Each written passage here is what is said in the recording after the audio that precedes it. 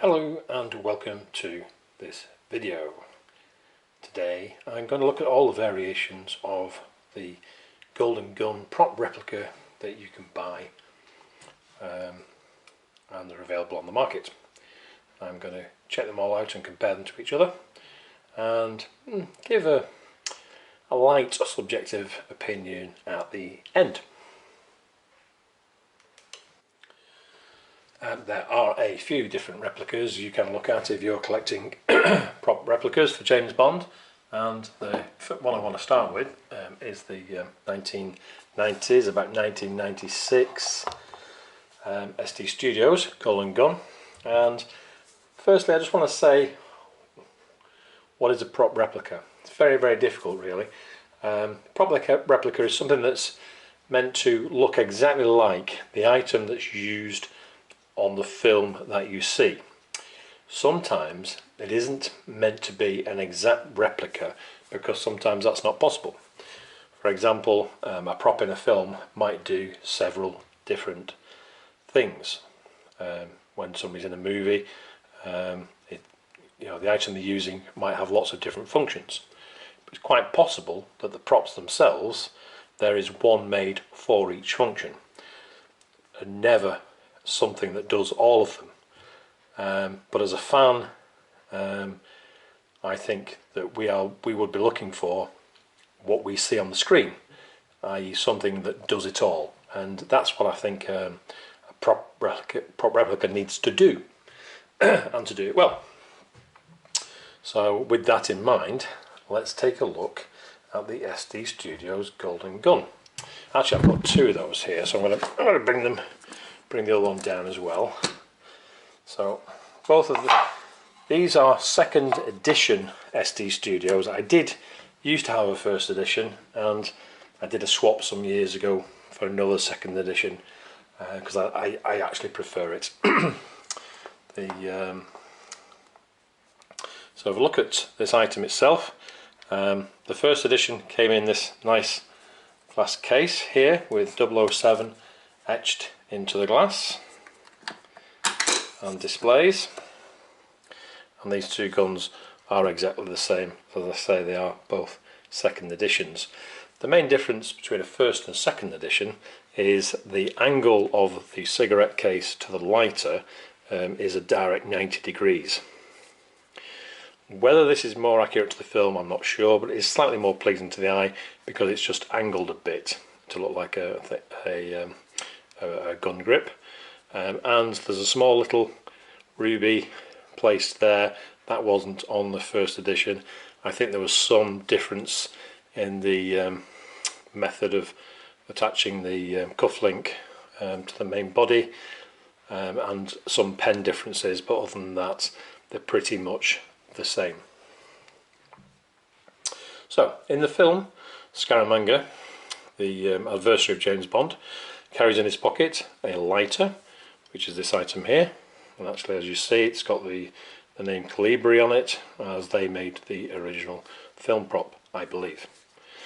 It's also a cigarette case here, the main body, a cufflink here which acts as the trigger, and a pen.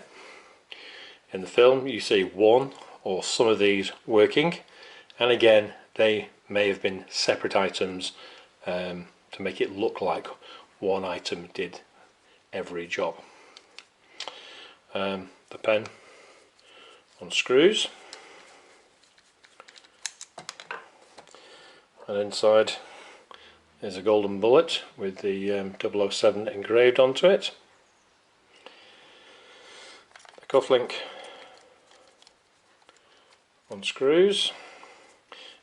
This again cannot act as a cufflink because it is basically a threaded rod with what looks like cufflink bits on the end.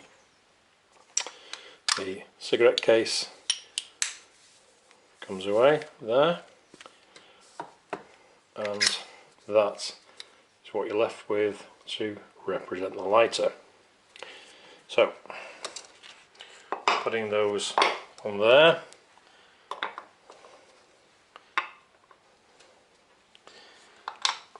that is what Scaramanga travelled around with, and in the film he puts all those pieces together to make a gun that he's going to kill James Bond with.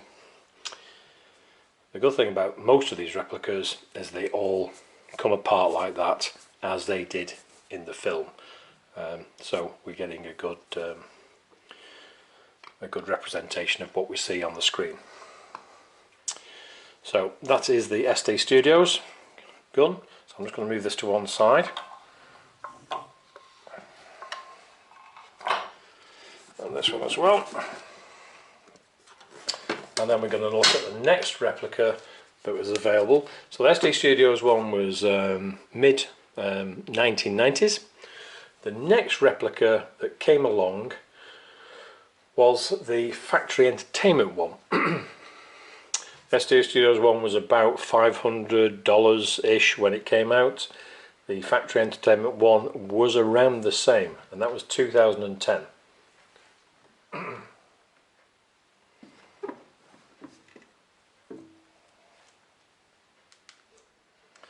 So this is the Factory Entertainment one. It comes in a nice display case. I'm just going to take the lid off there. Put that to one side. The gun itself, there were two versions of this available. This was the cheaper version. The more expensive version had the front plate there with the autographs of Roger Moore and Christopher Lee on it. I think it was a couple of $100 more for that version. Not sure entirely how many were made of this. Anyway, so I'm going to pick up the gun, and very, very shiny. I'm not sure whether this actually is gold plated or it's some sort of there was a plating used for sort of cheap like cigarette cases back in the day. I think it was called Goldoid, and it looks very much like that. Or in the 70s and 80s, if you wanted a slightly posher Bic Biro, you'd buy a Platinum, and it had this, it was plastic, but it had this sort of coating on it. And this very much feels like that coating, like the same thing. It's very, very shiny, extremely shiny, very light, especially compared to the SD Studios one. But one thing we're going to do later when we get all the guns out together, we'll measure them and we will weigh them, because these are all stated to be actual replicas of the original film prop. So therefore, technically, they should all be exactly the same. But of course, there is build and manufacture license as well. One thing that is different on this gun to the SD Studios one is there's far greater detail on the cigarette case, and on this one, the lighter, the rear actually opens, and you are able to put, oops, throw it around, the bullet in there. It doesn't do anything other than that, so technically it's a very good place to store it. It comes on this display stand, and it mystifies me why the display stand doesn't actually have a place for that bullet. So they've gone to all the trouble to engrave it with 007, and then there's nowhere to really display it, so you just hide it in the back of the gun, which is a bit pointless to me. I think one of the things that's good about this finish compared to the SD Studios one, the SD Studios one, it must be noted, is made of brass, the whole gun, and it is plated in gold. One of the problems with that, and the reason why I'm wearing white gloves, is that fingerprints tend to stay on the SD Studios gun. This finish here, I think, looks far more suitable for handling. So I'm just going to move that to one side. So here we have another gun, and these are readily available on eBay, etc. You can buy them made up or get plans. This one, it looks a bit of a disaster really, but it's a resin cast gun, and then it looks to have been, I think it's been gold leafed and then lacquered. Finish is absolutely terrible. That's something that could be sorted out easily, probably with just a spray can, and it's not able to come apart. But if you're looking for a replica to frame, then this is not a bad way to go. These are available between sort of 30 and 60 pounds, and sometimes even cheaper, depending on the final quality of the item. And if it's something that's just going to go in a frame and not be handled, then very, very suitable. Here we have a toy pistol made by Lone Star of England or Britain, and this was available more or less at the time of the making of the film. It doesn't actually say the man with the golden gun on it, it just says a James Bond pistol, but because it's gold and came out around that time, then people do link it to the film. So that is one gun that is available. Lastly, here is the new factory replicas. So the original one came out in 2010 and we're now in 2021, and last year they brought out this version in a case similar to the SD Studios one. It has got a shadow print on there of 007, but it also says the man with the golden gun on there, and the golden gun 1:1 scale limited edition prop replica, which is nice. It's got a number plaque in there, and it's got a reversible foam lining in this case, so that you can display the gun in its complete state as shown here, or you can also take it apart to its component pieces and display it like that. So if I take the gun out, first thing I notice is compared to the Factory Entertainment one from 2010, they are absolutely chalk and cheese. This is a different animal altogether. It really does feel weighty compared to that one. I've got in here the pen base and the cuff link. I've just hidden that in there. I'll just state that one of the problems I've got with this gun is it's not finished very well. There are some issues with the plating. I don't know if you can pick that up on the camera, but yeah, bit disappointing. There's some areas that have not been plated at all, but that's and the other thing is the reason why this cufflink isn't there is because even though everything is pushed to its fully correct position, this doesn't actually screw in. I can get it to do it, but I'm forcing it, so I'm not going to do that. I'm just going to leave it as it is. But like I say, a bit disappointing. But with most of these things, they're not really designed to sort of handle a lot. They're there for display, and I think this does a very, very good job.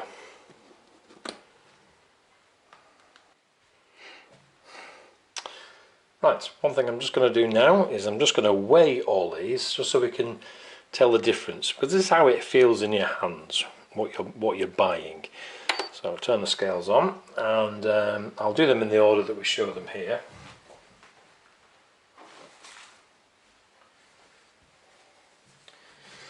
I'm just going to put a cloth on the scales. That weighs 45 grams, but I'm going to zero that out. Okay, that's gone. So the first one that we looked at was the SD Studios gun, and I'm going to weigh that gun, and that weighs 1,060 grams. So that's very, very heavy. And like I say, this actually was gold plated, and it does look very, very nice. A lot less shiny than the Factory Entertainment, but it looks proper and feels very weighty and good. The next one I'm going to show is the Factory Entertainment gun from 2010. I'll just zero the scales first. Okay, that one weighs 390 grams, so a huge, huge difference there between the weight of the original SD Studios and the next one that came along, the Factory Entertainment gun. So yeah, big, big difference there. Zero those scales again before I forget. Right, just for the sake of argument, here we go. Here is the resin replica, and that is 180 grams. So yeah, just less than half of the 2010 Factory Entertainment. And wait, the final incarnation, the latest pull it out of there. Again, I didn't show it before, but the bullet does go into the back of the lighter here like its previous incarnation. And I should include the cufflink, even though it's not fitted as a trigger, because that's part of the weight. And that one comes in at 855 grams, so more than double the weight of the one produced 20 years earlier. So sorry, 10 years earlier, I do beg your pardon. So yeah, a substantial difference. They do look, however, very much the same, which really is what you should expect, because these do declare themselves to be prop replicas, so therefore they should be the same and look the same, and they certainly do.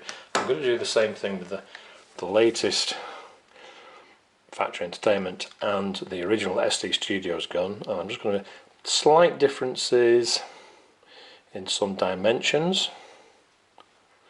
differences in the way they treated the cigarette case, for example. Major difference in the fact that the lighter top opens on the Factory Entertainment and not on the SD Studios. But the SD Studios does include the Calibri nameplate. So yeah, other than that, they do look very, very similar. Completely different treatment to the pen end, where the clip is, the end of the barrel. But not having the original prop, I can't tell you which one is more accurate.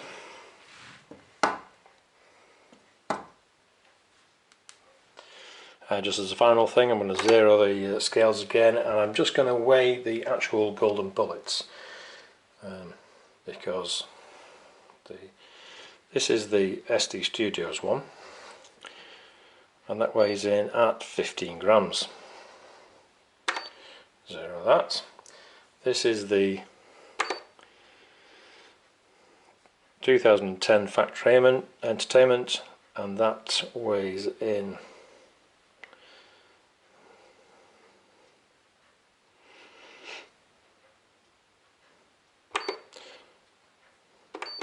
going to zero that. I think this registers in 5 gram increments, so it doesn't even hit the scale, and it feels like cheap plastic, to be fair. So it's non-metal. And then the 2020 Factory Entertainment, that comes in at 15 grams again, so that is made of metal. So I'm pretty sure the Factory Entertainment one is made of plastic. So thank you, there we have it, just showing you the different versions of the Golden Gun prop replica that are available to buy.